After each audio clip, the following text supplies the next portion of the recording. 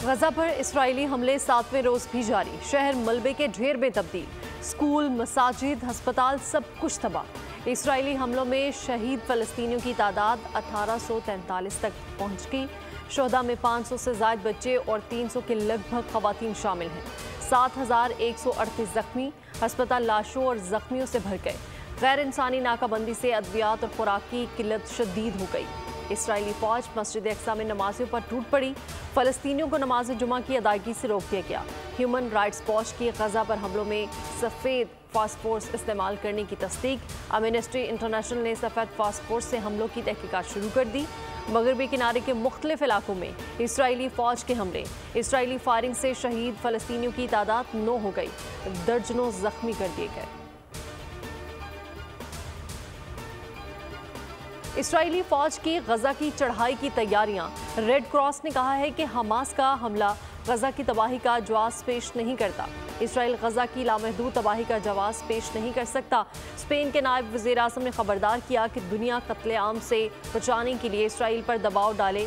लगता है इसराइल ने फ़लस्तीनियों के कत्लेआम का मंसूबा बनाया है। यूरोपीय यूनियन से मुतालबा है कि अमन के लिए फौरी मुतहरिक हो। तिब्बी अमले ने गजा छोड़ने से इनकार कर दिया। आलमी इदारा सेहत का कहना है कि जख्मी शहरियों का गजा से इनखला नहीं, सजाए मौत देने के मुतरादिफ है। अक़वाम मुत्तहिदा की इसराइल की मज़मूम इरादों से बाज रहने की अपील। तुर्किया ने इनखला का हुक्म नाकाबिल कबूल करार दे दिया। इसराइल से हुक्म वापस लेने का मुतालबा। हमास का ऑपरेशन तूफान अल अक्सा जारी। दारुल हुकूमत तेल अबीब के जनूब में रॉकेटों की बारिश। 200 रॉकेट फायर किए। शहर सायरन की आवाज़ों से गूंज उठा। हमास के जंगजू अस्कलान में दाखिल। बैन ग्रेविन हवाई अड्डे को निशाना बनाया। तेल अबीब का दिफाई सिस्टम एक भी रॉकेट ना रोक सका। हमास के हमलों में 247 फौजियों समेत 1300 इसराइली हलाक हो चुके। 3200 जख्मी हैं। हमास ने खबरदार किया कि इसराइली फौज ने ज़मीनी हमला किया तो निस्तो नाबूद कर देंगे। जंग के आगाज़ पर ही इसराइली फौज का गजा डिवीजन तबाह कर दिया गया। फ़लस्तीनियों पर इसराइली जारहियत के खिलाफ मुल्क भर में एहतजाज। नमाज जुमा के बाद मुजाहरे। कराची से खैबर तक आवाम सड़कों पर निकल आए। इजहार यकजहती के लिए फ़लस्तीनी परचम उठा लिए। मौलाना फजलुर रहमान ने कहा कि इसराइल अरब ज़मीन पर नासूर बन चुका है। इंसानी हकूक़ के अलंबरदार ममालिक भेड़ियों की शक्ल इख्तियार किए हुए हैं। सिराजुल हक ने कहा कि मसला फ़लस्तीन ईमान और इस्लाम का मामला है। मस्जिद अक्सा हमारा ईमान है। कराची में खिताब में अमीर जमात इस्लामी हाफिज़ नईमुर रहमान ने कहा कि इसराइल को किसी सूरत कबूल नहीं करेंगे। मुजाहिदीन को सलाम पेश करते हैं। 15 अक्टूबर को शारा फैसल पर मिलियन मार्च का ऐलान। पेशावर में अमामिया जिरगा और मजलिस वहदतुल मुस्लिमीन के ज़ेर एहतमाम फ़लस्तीनियों से यकजहती के लिए जुलूस निकाला गया। फाइनल से कबल फाइनल। वर्ल्ड कप 2023 का सबसे बड़ा हाई वोल्टेज टाकरा कल होगा।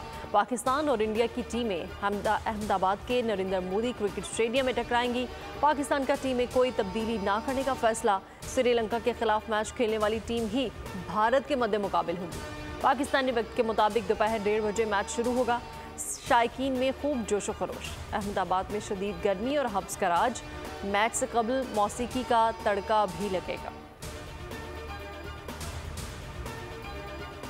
क्रिकेट वर्ल्ड कप में न्यूजीलैंड और बांग्लादेश में टाकरा। न्यूजीलैंड ने बांग्लादेश को 8 विकेटों से शिकस्त दे दी। न्यूजीलैंड की आईसीसी वर्ल्ड कप में जीत की हैट्रिक। न्यूजीलैंड ने 246 रन का हदफ 2 विकेटों के नुकसान पर हासिल कर लिया। दारल मिशेल ने 89 और केन विलियमसन ने 78 रन बनाए।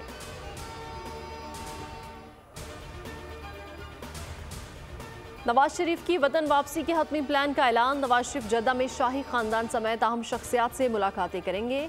उम्मीद है पाकिस्तान की खुसूसी तैयारी में यूएई से सुबह 8:30 बजे पाकिस्तान के लिए उड़ान भरेंगे। तैयारा 21 अक्टूबर को लाहौर एयरपोर्ट पर उतरेगा।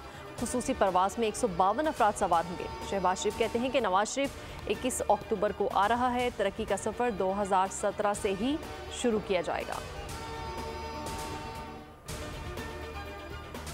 और नवाज शरीफ की वापसी पर कानून के मुताबिक सलूक होगा। मुल्क बेहतरी के लिए ज़ाती मफादात को पसे पुश्त डालना होगा। शोहदा की कुर्बानियों को फरामोश नहीं कर सकते। निगरान वज़ीर आज़म अनवारुल हक काकड़ की गवर्नर हाउस पेशावर में गुफ्तगू। कहा अफगान मुहाजिरीन को नहीं निकाल रहे, गैर कानूनी तरीके से आने वालों को वापस भेजा जा रहा है। कलादम टीटीपी से किसी किस्म के मुज़ाकरात नहीं होंगे।